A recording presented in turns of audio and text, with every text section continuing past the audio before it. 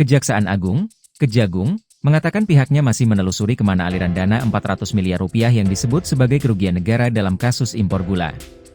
Kepala Pusat Penerangan Hukum, Kapus Penkum, Kejagung, Harly Siregar, mengatakan pihaknya juga masih belum mengetahui apakah mantan Menteri Perdagangan Tom Lembong ikut menikmati aliran dana tersebut. Soal kerugian negara yang sudah disampaikan bahwa ini akan terus dihitung untuk pastinya seperti apa.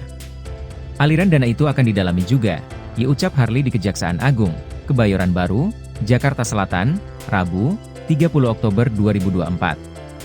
Sebelumnya, Direktur Penindakan Jaksa Agung Muda Pidana Khusus, Jampitsus, Kejagung, Abdul Kohar, menyatakan nilai kerugian negara dalam kasus ini mencapai sekitar 400 miliar rupiah.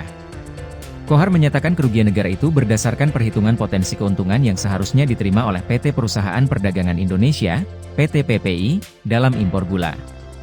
Negara merugi karena keuntungan itu justru dinikmati oleh 8 perusahaan yang mendapat jatah kuota impor gula kristal mentah, GKM. Harly menjelaskan pihaknya menetapkan Tom Lembong sebagai tersangka dalam kapasitasnya sebagai dalam kasus tersebut sebagai regulator bersama dengan PT PPI. Dia menyatakan penyidik juga masih menelusuri apakah Tom ikut menikmati aliran dana itu. Apakah ada? Misalnya, di situ unsur aliran dana tentu akan terus didalami, kata Harly. Kejaksaan Agung menetapkan Tom Lembong dan Direktur Pengembangan Bisnis PT PP Charles Sitorus sebagai tersangka dalam kasus korupsi impor gula ini. Penyidik pun telah menahan mereka pada Selasa kemarin. Harly menyatakan, pihaknya telah menyidik kasus ini sejak Oktober tahun lalu. Dia pun mengakui jika penyidik sempat mengalami kesulitan untuk mengungkap kasus korupsi ini. Penyidik, kata Harly, pun telah memeriksa Tom dan Charles 3 kali dalam kurun waktu itu.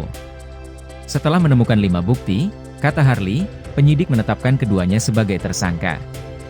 Harly pun tak bisa memastikan apakah pihaknya akan menetapkan tersangka lainnya dalam kasus korupsi impor gula ini. Dia menyatakan, hal itu tergantung pada bukti-bukti yang ada. Apakah ada bukti permulaan yang cukup? Setidaknya diperoleh dari 2 alat bukti untuk menentukan seseorang menjadi tersangka atau tidak. Setiap kemungkinan itu ada. Tetapi harus mengacu pada hal tersebut, kata dia.